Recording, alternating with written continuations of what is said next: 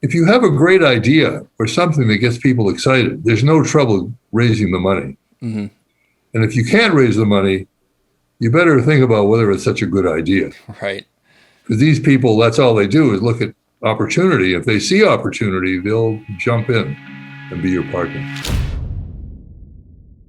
Ladies and gentlemen, welcome back to another episode of 2020. I'm Siobhán Cronin here as always with Benny Goodman and Cory Peza. How's it going, guys? It's going great. I'm amazed at how fast you went into that from the last one. That's really good. Keep it going. I am so ready. Inertia. So Hashtag ready. inertia.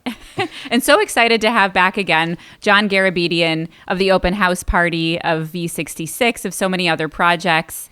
He's back to just share more knowledge from with the us. Picture of Vanilla Ice. Yeah, we talk about that in this episode, but always such a great guy to talk to, such a fun, uplifting, positive guy with a lot of business knowledge. So definitely check out our previous episode. Stay tuned for this one. Don't forget to go to 2020-d.com and like and subscribe. Don't forget Cory's part of this. I think that Siobhán handled that very nicely, but We're trying to keep it short, tight, sweet. keep it tight. 2020-d.com. Lost Symphonies are our band.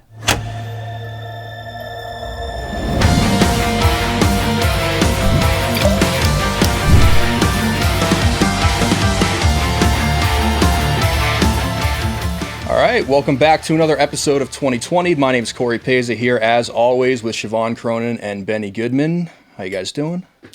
Good. Cheers, guys. Cheers. What are you cheersing with, Ben? Hopefully not alcohol, because that would scare me. Simply lemonade. Yes. The most important thing to ever look at when you look for juices, everybody, is not from concentrate. I will agree with that. But for everyone listening and watching that doesn't care about juices, welcome back to part 2 with our friend John Garabedian, the one and only, the founder of the Open House Party, the legendary. He's on Party Liveline now. You can check out his book, Harmony of Parts. Just absolutely full of wisdom and stories of music history and bullshit too. Well, it's important to be able to weave that in there. If you can do it, subtly enough, it doesn't really matter. Obviously, this is his fourth episode with us. The first 2 were from about almost a year ago now. It's kind of crazy. Yeah, you were one of our early guests, John. You got to see us before we had some upgraded technology. Yeah, and this is I'm not a virgin now. Yeah, I don't think we've upgraded too much. Maybe not. Maybe it was far enough in. We were already. We certainly haven't increased our skills at all. No more sponsors. Ben is interrupting slightly less than he usually does. It's true. He tried to take some of your advice from our previous episodes, but either way, part 2 of our 2021 talk, and in the previous episode, we dove into a few things. We talked about breaking Aerosmith, which is a little big band out of Boston, and a few other great stories, building radio stations, building TV stations. We talked about some of the challenges that John has faced, and really that seem insurmountable, and then to be able to continue on after you threw out some big numbers. I don't know if there were actual literal numbers, but you said that you basically ate some shit on some decisions. Yeah, and millions of dollars. Yeah, it's pretty crazy. So what I definitely want to get into... What else am I going to do with it? Right. You have such a great attitude, though. That's one thing I love about you, is that you tell all these... You have a positive attitude about everything that you've done in your life. And that's hard to come by, really. Yeah. And you guys will probably agree. It's Totally. really great to hear how you're No still more very 24-hour music television. No more, but we pay all the investors back 156%. Yeah. Right. Yeah. They were very happy. That's No all, more it's music always videos, but you get your money back, and we're going to give you 56% more. Well, that's what they invested for. Otherwise, they wouldn't have put the money up. It's kind of an interesting thing. We just witnessed the launching of the Billionaires into space, and people are critical of the fact that all that money could have been spent feeding hungry people. And, you go, well, do we advance science, or is this really just some billionaires having fun? And it's an interesting philosophical question. Where do you stand on it? I don't have an opinion on it. No. I don't know. I'd have to think about it a lot. There's Elon Musk is convinced that we need a place to go besides Earth, because if something happens to this planet, we're done. And I'm not sure you can turn that around. I mean, who's going to go to Mars? Who's going to be the first person on Mars who's never coming back? Yeah. It's got to be a matter of perspective when you think about that level of wealth being used for something that's not directly benefiting immediately 99% of the world, even though it could be argued, well, the technology that's being developed and the research that's being done could potentially be revolutionary towards other things, power, the Starlink thing he's doing with internet, worldwide internet. So I don't know how we got on this. Interesting world we live in, nonetheless. Why couldn't they go? But here's the thing is, I think you used the right term when you said perspective, because I feel like, it's more of like a Ray Kurzweil perspective for me. I feel like we should just back up our essence to a computer and then send it into space. So Elon Musk is not wrong. Our bodies are limiting us. Have you ever tried sending just an 8.5 by 11 paper with a backing and maybe some bubble wrap as opposed to sending a frame? It's like 3 stamps versus $19. It's the same thing. Just send your essence, not even your brain, just the zeros and ones that make up who you are and the DNA of your being. It can be mapped. And then just put that into space. I think he's onto something. Okay. You should send an email. Well, maybe. Back to what I originally wanted to get into is... Back to the matter at hand. We talked about some of the struggles of building a successful business, but, even with those struggles, you did build very successful businesses. And what I want to hear is from the conception of your idea. And for example, when you look at, Open House Party, and you basically said, like, there's a need for this. I know why these weekend show, like, I know why radio sucks. I'm going to fix it. So you put that together, which is coming up with an idea, which in and of itself is incredibly difficult.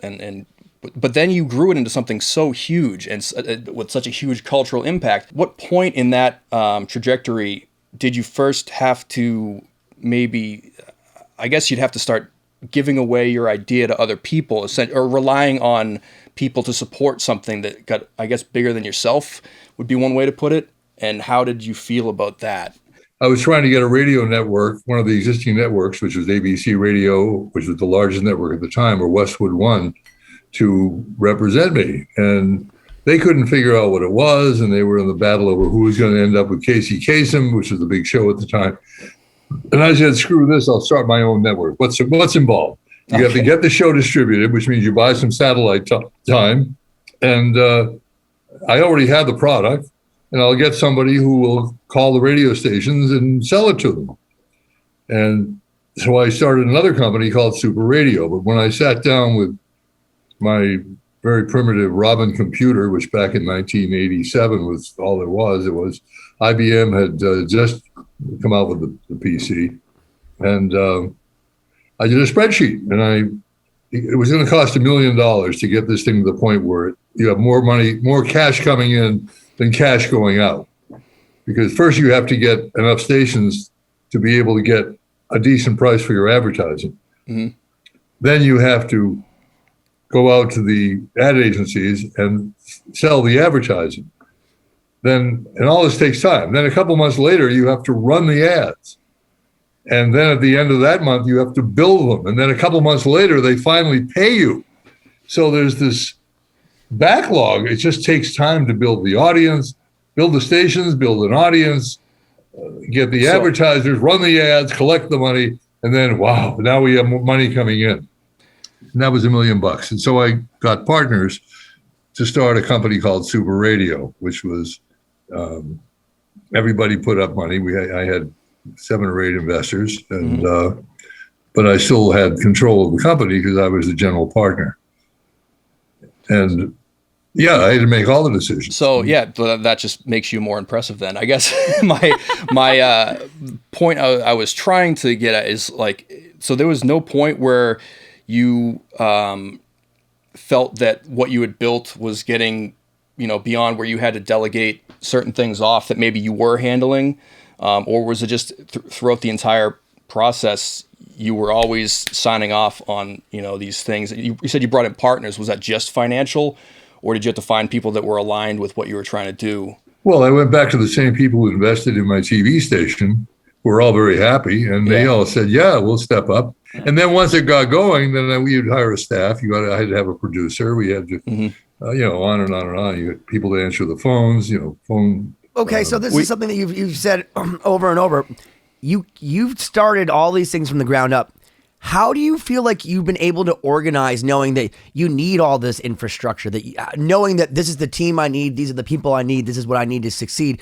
Because it sounds to me like there's a process to, like, a method to your mayhem, if you will, because you've done a lot of things, and it just sounds to me like you're very good at building things from nothing into something. Where do you find the alignment between all the, like, V66 and, having a radio station, and then also having an empire with, the open house party where you're now on satellites? What's the same thing that you see that amongst those things? It's when I was a kid, I figured out the way to solve a problem is break it down into its simplest form. So if you're starting a radio show, you need a studio, you need a talent, which I was the talent. So I had to build a studio, where am I going to put it? So I put it in my house. I need a way to get the signal out to stations, the show out to stations. At the time, the only way to do it was satellite.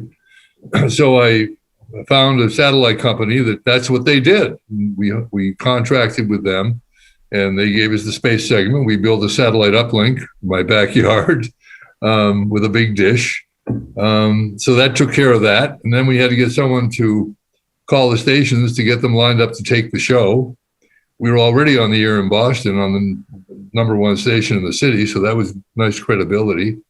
And we had great ratings, by the way. We had the highest ratings on the station, even though we were coming from a house in the suburbs. And so that was easy. And then I found someone who could call stations and talk to them. And once I got him and got him one of these rent an office places in Boston where he could go every day and make his phone calls and have someone answer the phone and so forth. And then we had to sell the advertising. So I found a company in New York that had also just started up with some guys who had some real credibility and knew what they were doing. And we made a contract with them for a split. They kept 20% of the ad revenue, and we got 80. But they'd go out and sell. They'd do the billing. They'd do all the accounting for the income and send us a report every month. And they were great, and it worked out very well. So let me ask you this. Do you see this in a very strategic, like 30,000 foot level? Or because the way you just described it sounds like it's a very linear method. Okay, I need to get a studio. Once we get the studio, clearly we just needed money for this. And I mean, that's very methodical. But for me, like, I feel like you also must have had some sort of, like, again, being a pilot, having a 30,000 foot view going, well, holistically, this is what we want. And you've already worked through the problem so that when you've got to the end of it, you're where you want to be. Because it sounds to me like you've been very methodical, but it's not just a linear method where you go, oh, I need this, then I need this, I need this. You have a strategic plan from the very beginning where you know that this is where you're hoping to end up. Yeah, well, at the beginning, I went, okay, what do I need to get this done? A, B, C, D, E. So I just did each one. And I was very fortunate that the decisions I made on the partners that I signed up, the people who sold the ad revenue, the guy who cleared the stations, blah, blah, blah, the producer, they were all good people. They were, self-starters. They weren't, sleazy. I mean, I ended up with great people, and great people are the answer to almost any project. If you have great people, the job will get done. Let me ask you this, John. In the earlier episode, we were talking about musicians and what's your motivating factor. Do you want to be famous? Do you want to make great music? What has been your primary motivation over the course of your career? Like, what is it that drives you? Is it success? Is it a certain artistic goal that you want to achieve in your stations? Like, what is it that drives you in what you do? My mother, who used to smoke, and she had one of these, yes, dear. Oh, Johnny and his projects. I always loved projects. I like having an idea, and that was like, people like puzzles. Well, I don't like puzzles. I like projects. I like building things, putting the elements together, building the thing up and going, voila, look at that. Isn't this great? And it was like that with everything, building the radio station. All my girlfriends have been like that, John. Your girlfriends? They've all been projects. Now I'm the project, John. That's actually the key to defining successful. You want to turn your game down because you're very loud. Sorry. I won't That's lean okay. into the microphone. How's that? Okay. There's actually a limiter Yes, on it's this. true. Oh my God, I'm sorry. I'm wearing the earpieces, and it's there we go. Yeah, thank you. And Cory, I can hardly hear, but Oh, well. Sorry about that. Is that much more reasonable? so Benny, what was your question? I think we were on Siobhán. I was just asking what motivates you, Oh. but that's Oh. amazing. I mean, that makes a lot of sense. You love projects. I Projects, mean, yeah. and I think it's clear through all of the stories you've told that that's what you're very good at doing. And something lights me up, I go for it. So let me ask you, another thing you referenced in our earlier episode was, your first idea of the radio station of like, oh, well, if I want to do it this way, the only solution is I have to own the station. And then you found someone to help you finance it. What was that initial pitch like? I'm just curious, like, because that seems like a point where it really is going from an idea into like the execution stage, right? So I'm interested to hear how did you propose that? How did you find someone that might have been interested in financing it, or what all did you have to have set up in order to make that proposal? Well, I was just a kid. I was 22 years old, working in Albany, New York, having a good time. I made a lot of friends up there. But I had to get back to Boston. So I reached out to the Boston Chamber of Commerce and asked them about how we could get a partner or something and to build this thing. I didn't know what I was doing, but they were very helpful. And they hooked me up to the Framingham Chamber of Commerce. And so I went in and met with the guy at the Framingham Chamber of Commerce and the president of the local bank. And they said, who do we know who's like kind of eccentric and would put money into something like this? And they came up with the name of this guy named Norm Farley. And Norm Farley had just bought an old nightclub in Framingham that back in the 40s and early 50s was the home of a national radio broadcast by a singer named Vaughn Monroe. And they had the Camel cigarettes sponsored it. And they did this big 1 hour show with a big band on Friday nights. And he bought but the place was run down and lost business. So he bought it, and it came with 28 acres of land. 4 years after he bought it, he was approached by this company in Connecticut that had a chain of department stores like Target is now, called Caldor. And they wanted to buy 10 acres of this land to build a new Caldor in this area. And he sold it to them for $600,000. He bought the restaurant for $250,000, so he made the money. So he had money, plus he had another business. So I went to him, and he was this heavy-set guy, and he's puffed on cigars. And he said, well, I'm 61. And this is after he said, yeah, I might be interested. Then he said, I'm 61 years old. No Farley man has ever lived past 62. Well, he's heavy, he smokes cigars. And it's like, of course not. But he said, my son might be interested. So he had a son who was like 37, 38 years old, Norm Jr. And so he introduced me to Norm Jr. Norm Jr. and I get along. And so Norm Jr. became my partner. And the way the deal worked out was I owned 1/3 and he took 2/3 because it's the golden rule. The guy with the gold makes the rules. And then, of course, along came the second applicant, which is backed by these very wealthy people, the owner of General Cinema Corporation, these two brothers who started a company called Zare, which is now TJX, which owns Marshalls and a bunch of stuff. And so he was scared. He said, I don't have that kind of money. He said, I've got to bow out. So fortunately, my brother-in-law had introduced me to his lawyer. He said, you're going to need a lawyer, so talk to this guy. And this guy was a character. So he came up with a plan where he put money in. My dad put money in, which he said was the money he was going to spend to put me through college, but I quit and didn't have to. So he had the money left over. And my brother-in-law, they put the money in. And so we got the money to do it, and on we went. Does that answer your question? How did you get the money? That's how we got the money for the radio station. No, it's interesting.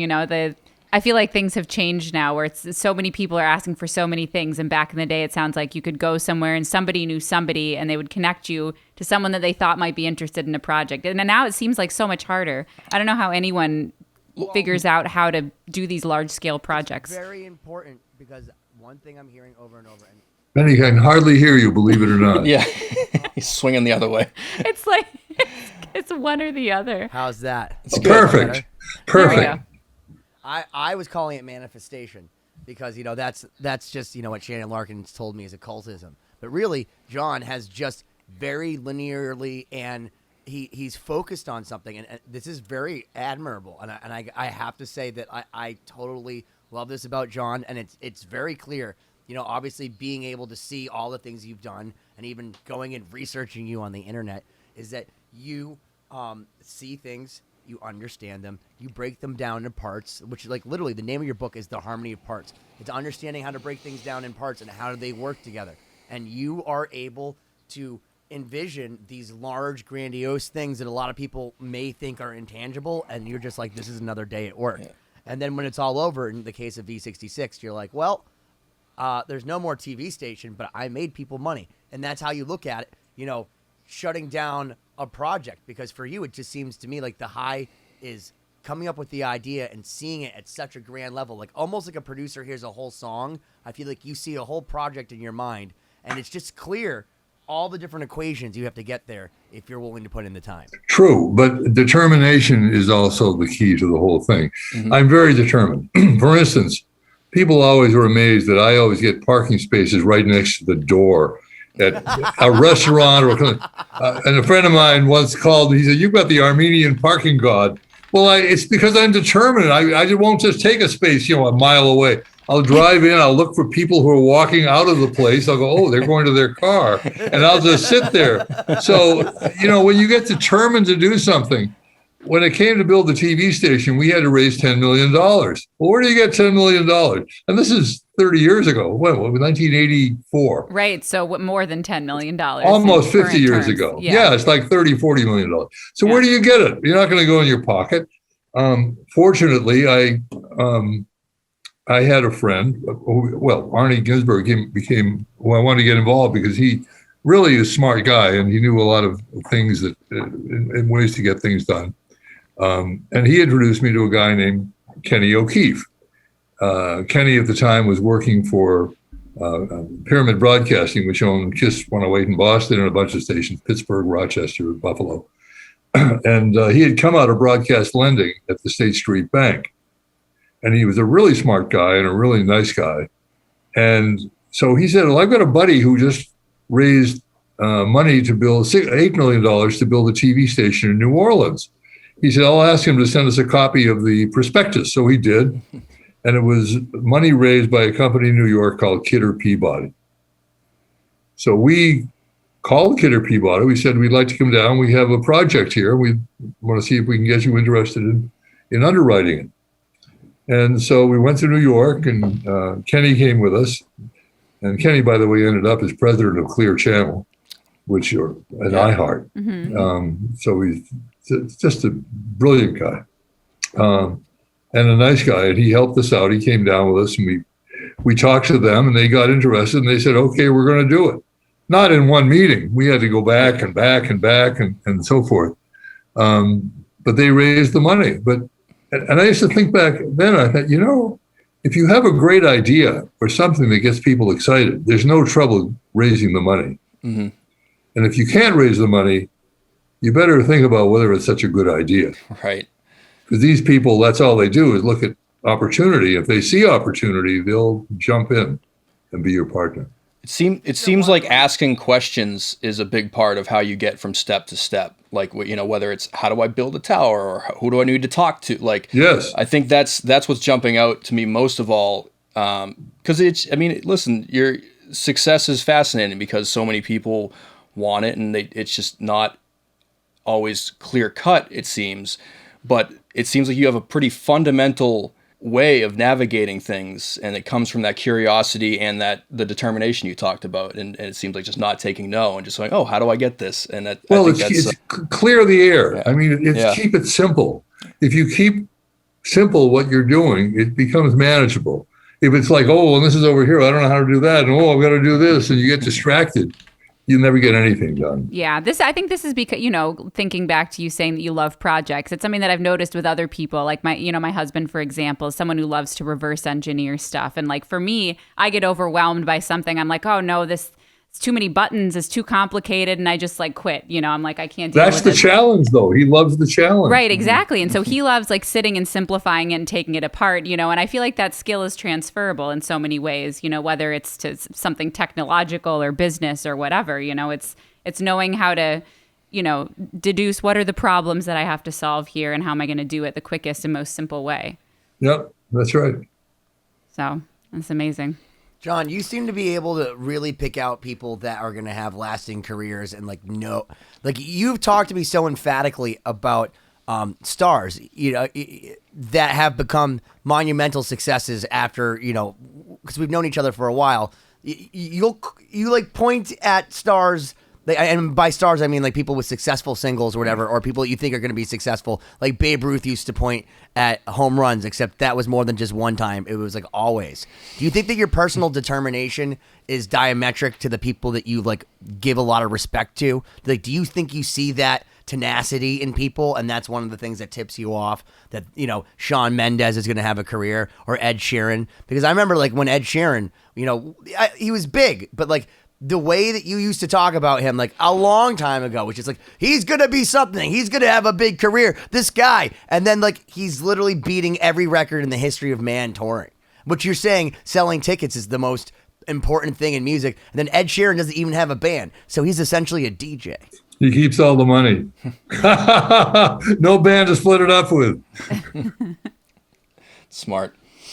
So what's your question, Ben? My question is, do you think you see that when you call out these stars ahead of time, do you see the determination in them like you feel in yourself? Is there a tenacity that you saw in Bruno Mars? Is there a tenacity? Because if you go and look, because if you, someone did this to me on a podcast, and I actually thought it was kind of cool, but also obnoxious, where they went through a bunch of my Instagram pictures where I was trying to showboat with famous people, and then made me say stuff. But if you go through the harmony of parts, there's like a photo section, which is what I look at first because I'm a guitar player, and you don't read the books. That's right. Bruno Mars, and you have Mariah Carey, and you do have you have the Bee Gees and Justin Bieber and Christina Aguilera and Selena Gomez and Rihanna and Kanye West, and it just goes on. Like, do you think that when they walk in, do you say that guy, that girl, they have it? Because you were with Adam Levine when he looked like a little kid. You're with Justin Timberlake when he literally definitely couldn't drink. Well, he was 15 when he first came here. Oh, Jesus. But, there was no way predicting Justin Timberlake in that environment because he was part of a 5-person boy band manipulated by Lou Pearlman. Oh, my God. Who was their manager. There's a great book, by the way, by the late Lou Pearlman called Boys, Bands, and Billions or something. And it tells the story of how he put the whole thing together. Basically, he used to lease airplanes, and he used to lease them to New Kids on the Block. He said, how do these kids make the money to pay me this? And so that was the formula. Wow. I Joey gotta check that out. McIntyre. But to answer your question more directly, you can't tell when you first met somebody. Rihanna was like 16 or 17 when she first came in here. And she was young, but she was very nice. But the next time she came back, she had some swagger, and you could tell she was going to be something because she's really smart and she's really talented, and she's got good people behind her. Ed Sheeran, what can I say? He's an incredible songwriter. He's a minstrel, an entertainer. He goes out on the stage in front of 20,000 people or 50,000 people by himself and has them spellbound for 2 hours. How do you do that? That's determination. That's confidence. 2 turntables and a microphone. Yeah. That's how you do it. And drugs. Lots of drugs. I don't Ask think David Guetta. Ask David Guetta. He does it all the time. He does 4-hour It has sets. to be more than that. I mean, there has to be some sort of lots energy of lights, that you're transferring. lasers. Yeah. But it's not necessarily a formula. There's got to be something CO2 more than canisters. You live in Miami. You know this. Go to the clubs there. That's what it is. It's the lights. It's the lasers. CO2. That's true, but some of that is distraction. You know, people that can really hold a captive audience where they're actually engaged in the music is another thing. That's right. You know, and real comes through. People can tell real and not plastic. I mean, Miami Beach, give me a break. It's like they used to say about Hollywood. Behind all that phony tinsel, there's real tinsel. That's a great episode title. Oh, God. Miami Beach is so fake. It really is. No, take it from someone that lives there. It provides a lot of entertainment for me. It's just, it's amazing how, you never know what's going to happen there. Well, one thing you told me, and this is again, one of the goals that I have in my life is to be like you, John, in that you have a recording studio. First off, you have multiple houses, but at every house you have a recording studio and you have an airport so that you can fly wherever you want to go and you can record from wherever you are. And I think that autonomy is just so liberating. It's wonderful just to think about. But you don't live right near Boston. So if Mariah Carey flies to Boston, people, you used to tell me, like, I would tell people we're in Boston, but then they'd get in the limo and it was longer. What was that like when you'd get people like, huge stars getting out of the limo, let's say, to your house and it's been 45 minutes instead of, 10? Oh, no, it's a half hour drive. That's not that uncommon, though. Same with Detroit. I mean, but a lot of places it's 40-minute drive from the airport. Try to get from the Lincoln Tunnel anywhere, it's a half hour. In the city, I mean, half hour is nothing. Fair enough. They brought them out. They wanted to, expose their project and get on the radio and be heard by millions of people. So, of course, they'll do it. They're all publicity whores. Right now, what's been your primary focus, especially because we haven't talked to you in a year? So can you kind of give us an update on what you've been working on? Yes. And your current successes? Yeah. Well, let's see. What am I doing? I still own 4 radio stations on Cape Cod, which last year we went through the hell of COVID, shutting down all business. And when every business is shut down, they're not buying advertising, telling people to come on down and see our closed sign. Sure, yeah. So we had 3 or 4 months of no income, followed by 3 or 4 months of very little income. And then it started slowly coming back. Fortunately, we did get the PPP loans that the government had, which they forgave. So that was very helpful. And I think they did the right thing in doing that. And then this year we came back in a flourish and we're hitting the highest revenues we've ever had in the past 9 years of running the radio station. So I'm running that. I have great people at the stations who do a great job, good managers. So I only get involved basically a couple of formal meetings every week and then a few phone calls during the week. And I'm building up a new national radio night show called Liveline, with an incredibly talented 20-year-old named Mason Kelter, who grew up as a fan of my show. And he said, there's nothing on radio that interested me. It was all garbage. He said, until I heard your show. He said, then I knew this was something. And he said, I want to do that. So he's my protege, and he's doing a phenomenal job. And we're adding stations left and right in a tough environment because the radio companies have all consolidated. And they're trying to create their own programming. But in the meantime, they've created these insipid, dull radio stations that are just driving people to the streaming services. Because if you want to listen to music and you're 20 years old, the last place you're going to go is the radio. If you're 15, you've never listened to radio except when you're in the car with mom or dad. Right. It's because there's nothing there for you. You go to Spotify on your phone, you get all the songs you want, and there's no entertainment on radio, nothing to make you excited, nothing to say, oh, I don't want to miss this, don't want to miss that. I like this person. What we found with Liveline is we're getting all kinds of young people calling from, 12, 15, 20-year-olds, 25-year-olds. They're calling all the time. And they say this is the only time they listen to the radio is at night. That's amazing. I mean, I think this is something we also talked about in our prior episodes, 1 and 2, is the sort of the corporatization of radio and probably TV also, where it's, everyone's trying to lump everything into one thing, and you've got several markets that have radically different audiences that are being lumped into one sort of corporate structure of, okay, here's going to be what we say, and here's our little plug that we're going to insert for this, and it doesn't apply. And you're right. I mean, with people that have the choice to go to streaming services and listen to exactly what they want when they want and skip all the garbage in between, I mean, you have to have something else to offer. And the 9 minutes of commercials they expect you to sit through. Right. Hello. Yeah. So you absolutely, to have people be interested in radio, you have to have something to draw them in, personality, programming, all these things that you've been so great at. So it's great to hear that you're still doing it. Have you found that there's different things that you need now? Because when you first started, obviously, like, there weren't smartphones. There weren't so many distractions. I was sitting with Paul Lorenzo earlier when we were watching a video of some band in the 70s, and they were all the people in the crowd, like a whole huge, giant, like 80,000 person crowd were just dancing. They had no phones. They weren't distracted by anything. There was nothing else. You know what I mean? And now, radio, there's so many other things going, hey, pay attention to me. Alexa's yelling at me. My Roku's going off. My stove is going off. My refrigerator's talking to me. What do you need to keep people captivated now in radio? Is it the same formula?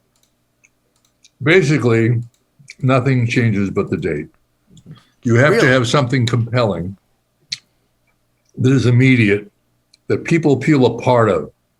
And when you bond with people and entertain them, you create fans out of listeners.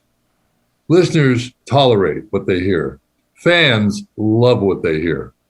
And you build an audience of people who are bonded to your radio station and your program, because you're presenting things, contests, fun things. You hear other people. When you turn the radio on, you should feel like you're part of something big. You should feel like you're connected to others, which is what people want. Bob Pittman, who's the head of iHeartRadio, said it brilliantly, even though his stations basically mostly suck. Radio is a companionship medium. And companionship means you don't fill the talk places in the hour with slogans and download our app, which is what they do now. It's just one big plug. And it's awful. Every time they talk, it's a reason not to listen, except in the biggest markets. In the top 10 markets, they've kind of let them do their own thing. But beyond that, it's just awful. And they're driving people away from radio into the streaming. Whole generations. Wow. Well, a lot of that applies. It's so interesting what you say. A lot of that applies to music and building a fan base also. Sure the does. difference between people that just kind of tolerate or passively listen versus the people that are true fans. And you do. I mean, that onus is on bands and other groups too, to create an environment or to create some sort of experience within the music, beyond the music, so that people can be engaged in multiple ways, And it's kind of changed how the industry has to work on the music side as well, of like creating music.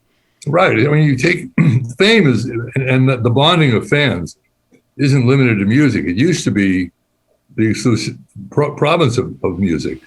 But I mean, the Kardashians, each one of them has a fan base of millions and millions of women who want to see what they're doing next, and they buy their cosmetics and their shoes and their this. And that's a fan base. And radio has the ability to do this 24 hours a day. And it just has abandoned it for the most part. And we're trying to bring that back. And I think we're executing very well. Because it seems like such a battle, just because of the corporate culture of you got the mindset of and I worked in radio, and I worked with salespeople, so I know how they think of radio. And I remember the first thought I had when I worked with salespeople in radio was, that's gonna make radio suck. Why would you do that? Right. I was in on the meetings where they're like, all right, we can fit actually 2 more ads in if we bump this segment that was entertaining. If we get rid of that entertaining thing, we can fit 2 more ads in there. I was like, this is insanity. Right. Blows my mind. Well, let me ask you something, John. Based on what you said, it's very interesting, because you said that success now is determined by how many seats you can sell, how many tickets you can sell. No, I didn't quite say that. Your income, you make money from selling seats, not from selling downloads or streams. Then same question, but a slightly different perspective. How do you feel like that's impacted the music that's become popular? So obviously, the term pop, but, knowing that people want to make money, how do you see people have changed or modulated to make money, knowing that that's how you do it? Well, the first thing is what I spoke of in our last episode. Go watch it, 2020-d.com, and the two before that. The answer is you see artists, major artists, jumping on other artists' songs. Mm-hmm, yeah. And that is to increase their exposure so they can sell more tickets. They make money from tickets and merchandise, not from selling music, not from streams.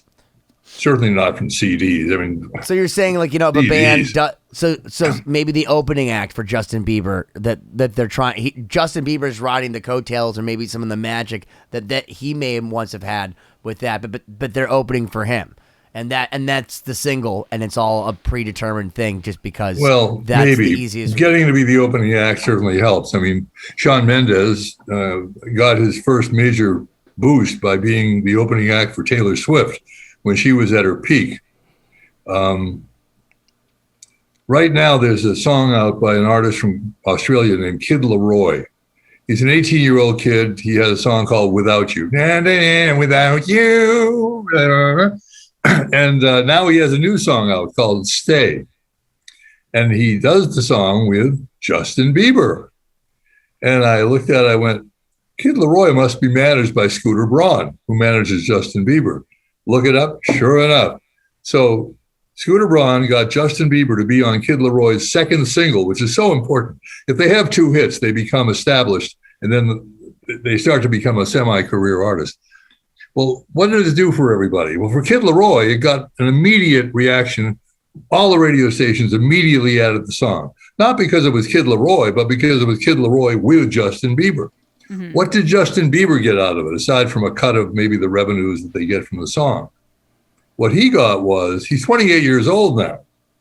He's going to start losing the 15-year-olds who are really into music.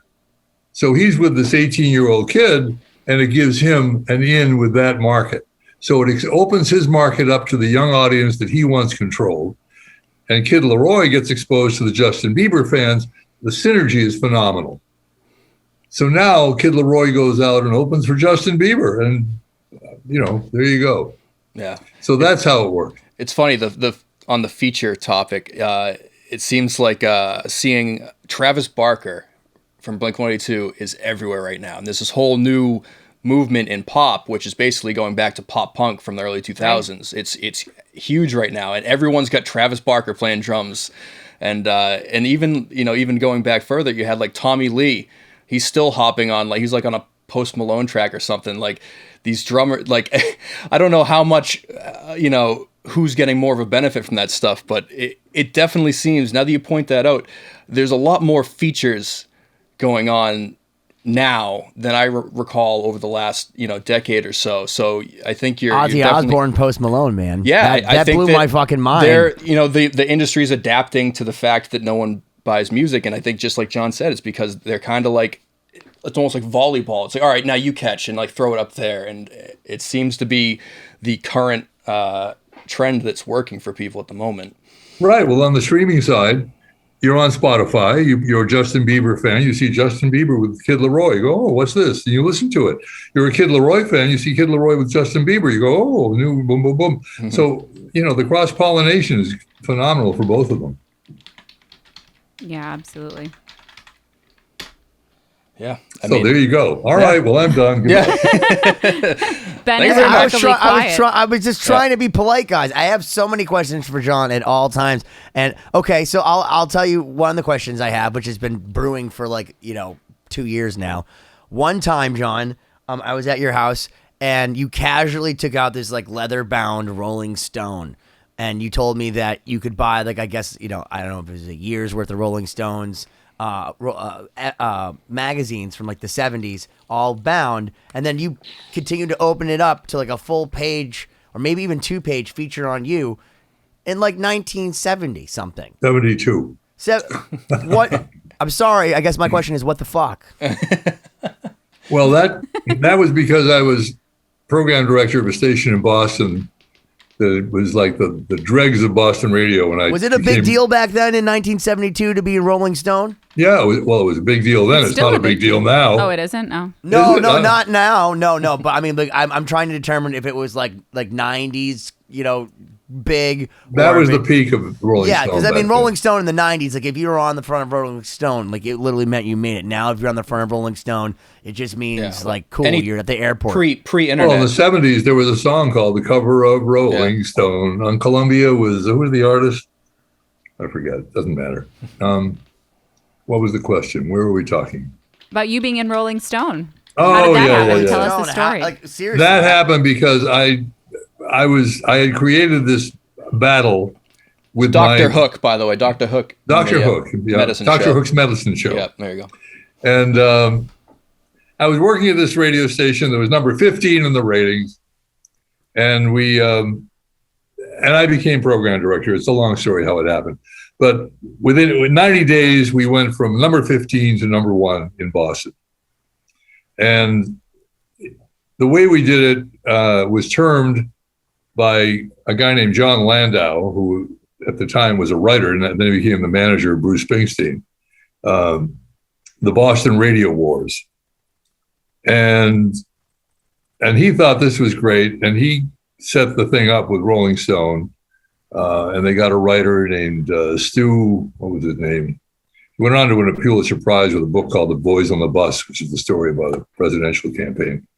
And that's how I got into Rolling Stone. And it was fun. And boy, the notoriety. But that's just an example of like going over to your house, because I remember I was cleaning something up and I was in your garage, and then there was a Woodstock poster, and I was like, is this like something you got as like, a promo? And you're like, no, that's an actual Woodstock poster just in your garage. And I feel like your entire house is just a museum that would normally just be a crazy collector hoarder like myself, but instead it's just your accolades. Just like one day in 1972, you're in Rolling Stone. Then you're like, I decided in the 80s to do a television station, radio thing, did a movie special, and I made money this way. I have planes. Like, is it ever enough for you? Are you tired? No, and I've never tried to make money. I've never done anything to make money. I've done things because I believe in them. Money followed. But to me, making money is something that's very easy. I could make a lot of money. Well, but I made a lot of money. But it's not because I tried to make money. It's because I did what Mitch I love. Hedberg. I used to make a lot of money. I still make a lot of money, but I used to too. No, but I think this is common among like truly creative people that are fired up by the projects that they have these ideas for, is that you don't ever get tired of it. And the next thing just re-energizes you to do even more. I mean, I can understand that. I find that people, truly creative people end up with a lot of interests that might not be at all related, but they're all related to it's something that interests them at the time, and they do it well. Yeah, and you have a vision of, okay, if this works, where is it going to lead to? And here's where I want to be. So, okay, how do I get there? And you kind of map it out informally and then just do it. And you hit the usual roadblocks along the way and deal with them, and Well, speaking of unusual interests, as Benny referred to, you're a pilot also, and you like to fly planes. So can you tell us a little bit about how you got into that, or what got you onto planes to begin with? Yes. I happened to bump into a woman I used to work with who was the secretary. I consulted this group of radio stations before I put my Boston station on the air. And I happened to bump into this woman, and she said, "What are you doing now?" I said, "I own these radio stations, this radio station, blah, blah, blah." I said, "What are you doing now?" I said, "Well, I married this great guy, and we opened a flight school at Hopedale Airport." Hopedale is a little town in Massachusetts where Joe Perry grew up. In fact, his mother was a school nurse. She said, "You ought to come down and learn to fly." And I said, "Oh, and you ought to run ads on my radio station. Let's do a swap. I'll get you customers and you teach me to fly." Because at the time, I bought property in Vermont, and I was driving up every Friday night with my buddies, and then coming back on Sunday, building a cabin up there. And so she said, "Well, let me talk to Steve," and da-da-da. And that's how it happened. And we did a deal, and I learned to fly. And then I ended up getting into it big time. I had no particular interest in airplanes before that. I just thought it was some unattainable thing that, it was hard to do, and it takes some work. But again, it was a new notch on the handle of the gun. Yeah, oh, it's amazing. So I've always wanted to take flying lessons, so I'm fascinated by that. Do it. Same here. Yeah. But I know at one point you had 16 planes. What about flying? What on earth about flying? I had 23. Jeez Louise. Okay, so 23 planes. Look, I have like 170 guitars, but I got to feel like a 23 planes is even more than that as far as per capita. So like, what about flying and airplanes? Obviously, just I'm guessing the engineering of airplanes makes you so fascinated, where you've become so enamored to do this. Well, I don't know. First of all, I have a house in Vermont, and I have a house on Cape Cod, and I have a house in Boston. To go from one to the other takes time. If I want to go from Boston to Vermont, that's a 4-hour drive. If I want to go from Vermont to Cape Cod, that's like a 5.5-hour drive. So having an airplane, it's a quick hop. That's number one. Number two, it's enjoyable. It's, you're up there, you're looking around, it's beautiful scenery, it's fun. It's a quick trip. You can bring your friends along. I don't know. Have you had any scary moments flying a plane? Anything that was like freaked you out or danger? I don't know. That's what I always worry about. Well, there's an old saying about flying that it's hours of boredom punctuated by moments of sheer terror. And it's true. It's true. But no, I've never. You really don't get scared. You just deal with things. If you're smart, you avoid weather, because weather will kill you. Somebody once said to me, "What's the most important thing you've learned after flying for 40 years?" Which I have, and I said, "It's learning when not to go." That's the most important thing you learn. Well, I've always been fascinated with planes and flying, and I remember my dad used to take me up. Once a year on my birthday, we'd go to the airport in Mansfield and just hire someone to take us up and fly around. I always liked it. But, you mentioned all the parts that I'm familiar with, which is, flying's fun and it's beautiful, but you seem to be somewhat of a collector as well. What is it about that aspect that you enjoy? I'm a guy, I love machines. Yeah. And the airplanes are all different. They all have different characteristics. They fly differently. Some of them are for different purposes. Some of them go real fast, some of them don't, but they can land short. Mm-hmm. The runway I have at my place in Vermont is only 1,300 feet long on top of a 2,200 foot mountain. So the air gets a little thinner up there. You have to deal with it, but it's never been a problem. All right, I have a very important question, because getting back to the Blink-182 thing, not with Travis Barker, but with the other guy, he wrote a whole book about aliens and that there's a bunch of UFO stuff. You fly a lot of planes. So are there really aliens? I've never seen anything. Although I saw something in Vermont one night that was really, we didn't know what it was. It was kind of bizarre, just this thing. But I don't know. I can't imagine it. Huh? So it was unidentified? Oh, no, it wasn't identified. It was, you're in the middle of nowhere and you see this listen, I feel light. like now with Google and with how much there's like stuff out there, there's like just blatantly stuff that people are saying like, yeah, we don't know what that is. Like, do you think it's aliens, or do you think that like people are just have crazy technology or drones or whatever? Because like the pyramids are weird. They are weird, but I don't think the pyramids necessarily have anything to do with aliens. I think there probably are aliens. I think there probably are life forms that are humanoid-like out there somewhere. It's a big, big, big, big world, big universe. Statistically, Stephen Hawking says that there definitely is. Yeah, the odds are there have to be. And I feel like the greatest sign of intelligent life is maybe they haven't tried to contact us.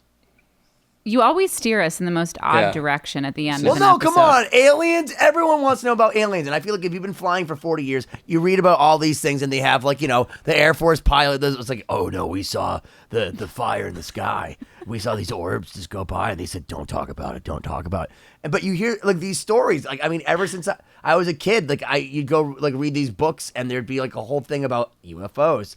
Yes. And, like, I'm just really curious because at this point, I feel like back in like the 90s, if you said, "Do you believe in aliens?" I'd be like, "I feel like that's stupid." And now I'm like, that makes total sense.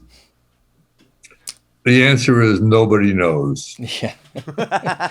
Are you sure the government doesn't know? I feel like there's Nobody knows. Nobody knows. Why do you say that so confidently? Because nobody knows. Okay. Who would know that? Unless you've encountered them. That was the best defense ever. Yes. There's a book, one of the first, I grew up in the 50s when flying saucers were a thing. It was a big thing.